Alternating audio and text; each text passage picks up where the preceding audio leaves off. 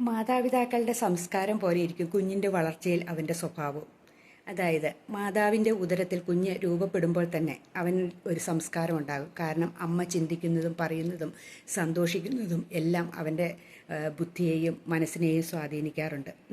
അതിൻ്റെ കാരണം അപ്പം നമ്മൾ ചിന്തിക്കും കുഞ്ഞിനും ഭാഷ അറിയാമോ. നമ്മളൊന്ന് ചിന്തിച്ച് നോക്കിക്കേ. ചൈനക്കാരനോ ജപ്പാൻകാരനോ അല്ലെങ്കിൽ ജർമ്മൻകാരനോ ആരെങ്കിലും നമ്മുടെ നേരെ ദേഷ്യപ്പെടുകയാണെങ്കിൽ അയാളുടെ മുഖഭാവത്തിൽ നിന്ന് നമുക്ക് അറിയാമേലേ അയാൾ നമ്മളോട് ദേഷ്യപ്പെടുകയെന്ന്. അതുപോലെ തന്നെ അമ്മയുടെ ശരീരത്തിലുണ്ടാകുന്ന ഓരോ മാറ്റങ്ങളും കുഞ്ഞ് മനസ്സിലാകുന്നുണ്ട്. നമ്മൾ എപ്പോഴും ഒരു കുഞ്ഞിൻ്റെ വളർച്ചയ്ക്കും കുഞ്ഞിനെ ഭാവിയിലേക്ക് പുറത്തു വരുന്നവരെ വളർത്തുന്നതും അമ്മയാണ്. അപ്പോൾ അമ്മ നല്ല ശീലങ്ങളും നല്ല സ്വഭാവവുമായിട്ട് ഇരുന്നിട്ടുണ്ടെങ്കിൽ ആ കുഞ്ഞ് നല്ലവനായിട്ട് തന്നെ വളരും.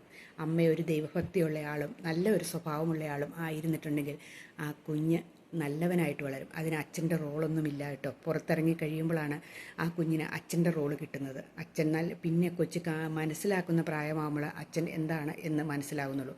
ഏറ്റവും കൂടുതൽ കുഞ്ഞിനെ സ്വാധീനിക്കുന്നത് അമ്മയാണ്. അപ്പോൾ അമ്മ ഒരു വാല്യുള്ള ആളാണ്. അപ്പം അമ്മയുടെ വാല്യു കളയാതിരിക്കാൻ എല്ലാ അമ്മമാരും ശ്രദ്ധിക്കണം. നല്ല ചിന്തയോടുകൂടി സന്തോഷത്തോടെ ഇരിക്കുവാൻ അമ്മമാരെല്ലാം ശ്രദ്ധിക്കണം കേട്ടോ.